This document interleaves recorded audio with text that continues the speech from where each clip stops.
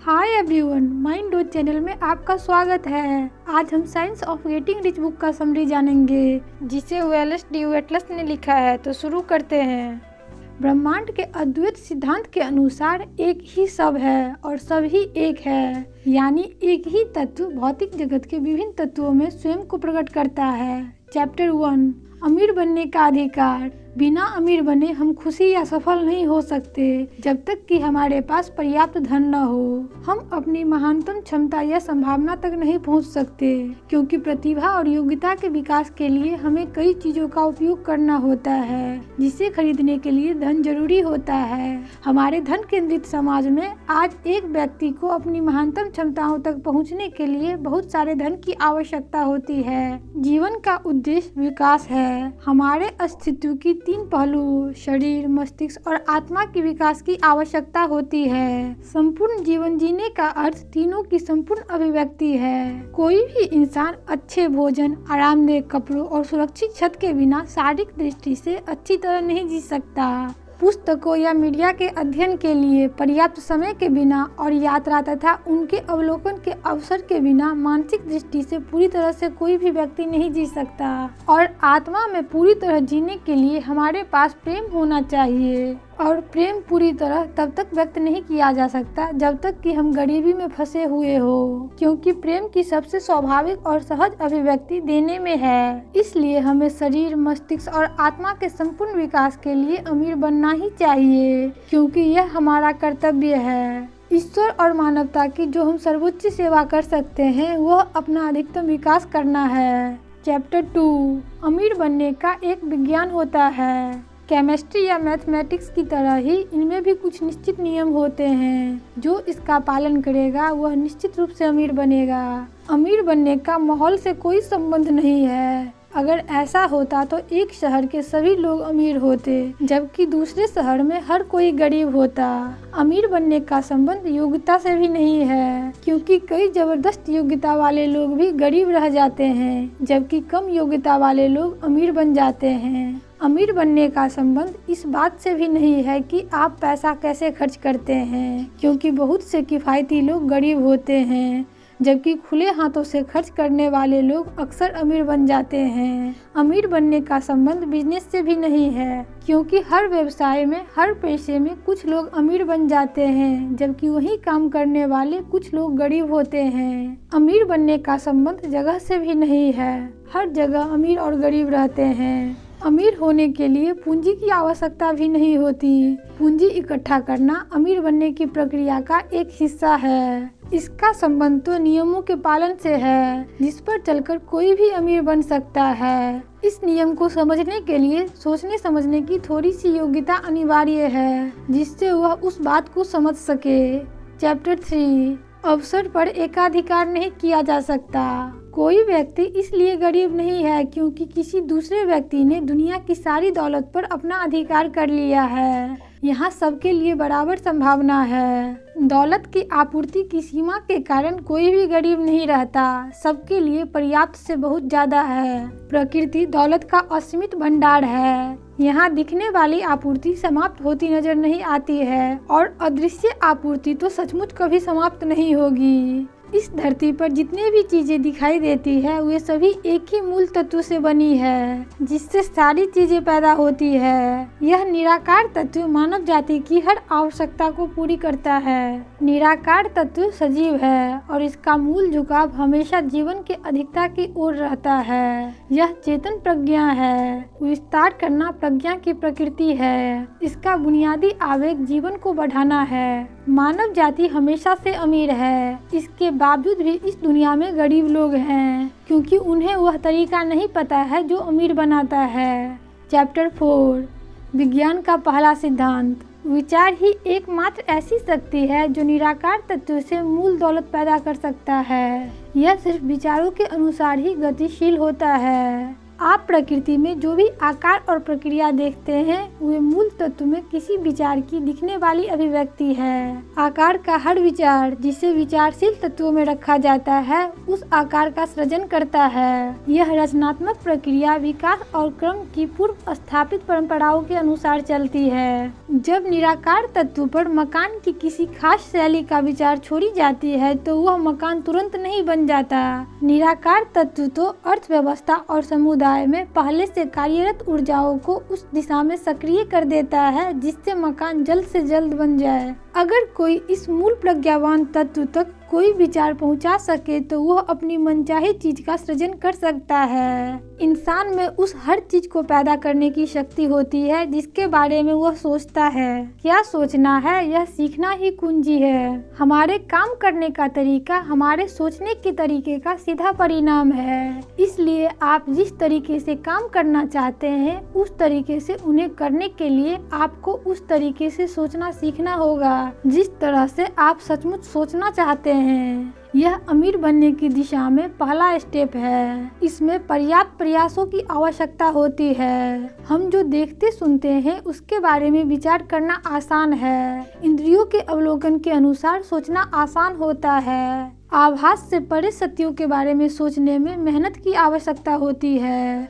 इसमें बहुत ऊर्जा लगती है। जो व्यक्ति यह शक्ति विकसित कर लेता है वह मास्टरमाइंड बन जाता है। ऐसे ही लोग अपने भाग्य को जीत लेते हैं और हर मनचाही चीज का मालिक बन जाते हैं। एक ही प्रज्ञावान तत्व है जिससे सारी चीजें बनी है। इस तत्व में रखा गया हर विचार आकार लेता है। आपको ब्रह्मांड की बाकी सभी अवधारणाओं को एक ओर रखकर इस विचार पर तब तक सोचना है जब तक कि यह आपके दिमाग में आदतन विचार के रूप में अस्थायी तौर पर स्थापित न हो जाए। चैप्टर 5 निरंतर विस्तृत होता जीवन। इस विचार को अपने मन से बाहर निकाल दे कि आप किसी ईश्वर की इच्छा के कारण गरीब हैं या आपके गरीब बने रहने से किसी का भला होता है। मिट्टी में डाला गया बीज सक्रिय हो जाता है और जीवन के वृद्धि के माध्यम से सैकड़ों बीज पैदा कर देता है। इसी तरह से जीवन भी वृद्धि करके स्वयं को कई गुना बढ़ाता है। चेतना का दायरा लगातार फैलता है। हम जो भी विचार सोचते हैं वह हमें दूसरे विचार सोचने के लिए प्रेरित करता है। ईश्वर चाहता है कि आप स्वयं को अधिकतम स्तर तक पहुंचाए। अमीरी की इच्छा और बेहतर जीवन की इच्छा हमारी क्षमता है जो अभिव्यक्ति चाहती है और पूर्ण होना चाहती है। प्राकृतिक दृष्टि से हर चीज आपके पक्ष में है। ब्रह्मांड चाहता है कि आपके पास वो हर चीज आ जाए जिसे आप पाना चाहते हैं। प्रतिस्पर्धा के विचार से छुटकारा पा ले। आप रचयिता की छवि से बनाए गए हैं, इसलिए आप यहाँ सृजन करने आए हैं। पहले से हो चुके सृजन से प्रतिस्पर्धा करने नहीं आए हैं।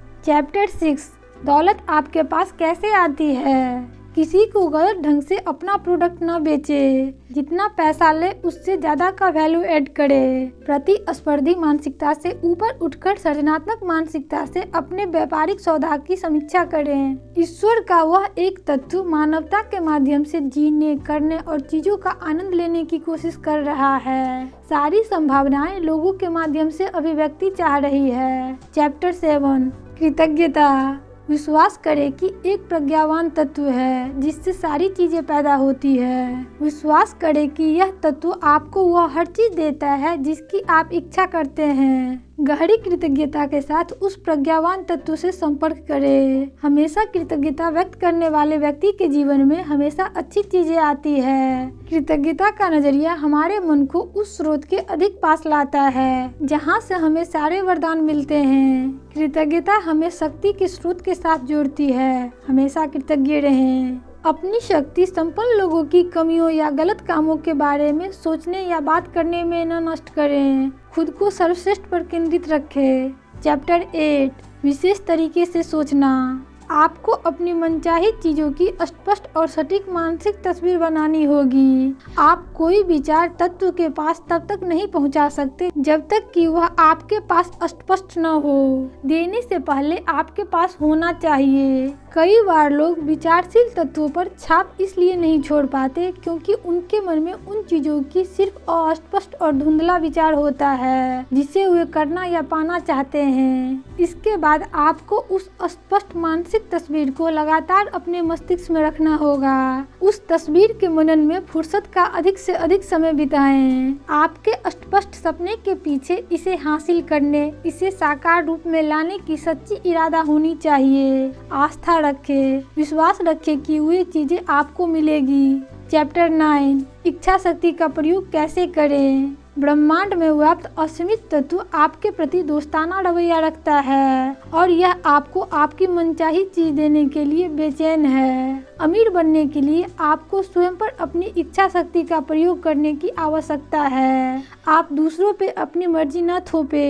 गरीबी, बीमारी, नकारात्मक खबरों से दूर रहें। न ही इसके बारे में बात करें, न ही इसके बारे में सोचें। गरीबों को परोपकार की नहीं, प्रेरणा की आवश्यकता है। इसके लिए आप स्वयं अमीर बनकर उन्हें प्रेरित करें। अपनी आस्था और संकल्प को उस मानसिक तस्वीर पर केंद्रित रखें जिसे आप बना रहे हैं। चैप्टर 10, इच्छा शक्ति के अन्य उपयोग। अतीत की अपनी आर्थिक समस्या के बारे में बातचीत न करें। ऐसी न्यूज या पुस्तकें न पढ़ें जो आपको बताए कि दुनिया समाप्त हो रही है। यह सच है कि बहुत सी अप्रिय घटना होती रहती है, लेकिन उनका अध्ययन करने का क्या फायदा जो निश्चित तौर पर गुजरती जा रही है। उनके अध्ययन से सिर्फ उनके गुजरने की गति धीमी होगी और इस तरह वे हमारे बीच अधिक समय तक बनी रहेगी।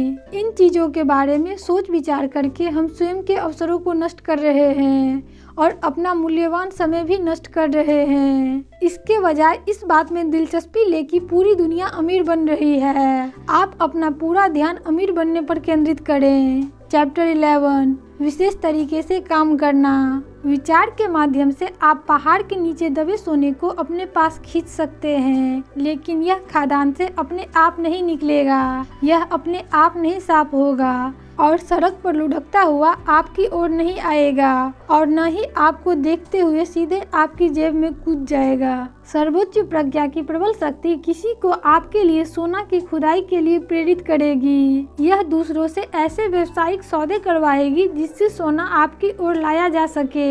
आपको स्वयं को सक्रिय करना पड़ेगा ताकि मनचाही चीज आपके पास आने पर आप इसे ईमानदारी से प्राप्त कर सके। इसके लिए कर्म करें। चैप्टर 12, प्रभावी कर्म।